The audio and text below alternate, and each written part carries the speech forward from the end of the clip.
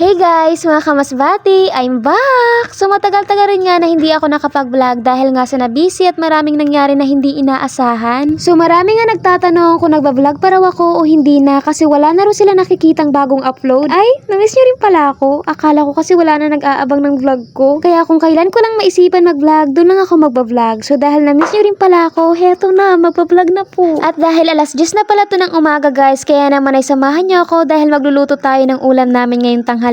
Pero bago tayo magluluto, ay i-flex ko muna tong super cute naming tuta na si Max. Halos 2 buwan na pala to ngayon at super kulit na rin. Mukhang dugyuting nga siya ngayon, ewan ko ba, pero pinaliguan ko pa lang naman siya kahapon tapos ngayon heto na yung itsura niya. May nakuha rin pala ako sa kanyang maliliit na garapatan ng pinaliguan ko pero ngayon wala na. Sadyang madumi lang talaga dahil sobrang kulit na nga niya. At bukas ko naman nga siya ulit paliliguan. So ngayon guys ay magluluto na po tayo. Ang lulutuin pala nating ulam ay ang binagoongang manok na may sita. Wow, naks naman. So tapos na natin guys na igisa yung bawang at sibuyas. Ngayon naman ay isusunod na natin tong karneng manok. Grabe guys, legit. Ang sakit talagang matamaan ng mantika. At next ay ilalagay na natin tong sitaw. Binili pala to kanina ni Papa sa banyadero dito sa Mubu Masbati. Kada Sabado pa no guys mga kamasbati, igwadidisan sa od kag damo-damo kasan mababakal na pa iba-iba. So sabi namon kay Papa na magbakal na lang siya san latoy kag hipon o alamang. Ang sarap kasi guys kapag may alamang, lalo na kapag pinakbit o kahit tong sitaw. Talagang gaganahan kang kumain guys. At yung ginaganahan rin ako magluto pero panira talaga tong usok. Gusto pa yatang umiyak ako habang nagluluto. Mabuti na lang nga at umibang ihip ng hangin, hindi na papunta sa akin. Kaya ayan, back to smell naman ang ate nyo. And taran! Luto na ang niluto nating ulam. Heto na guys ang itsura ng niluto nating binagoongang manok na may sitaw. Tara,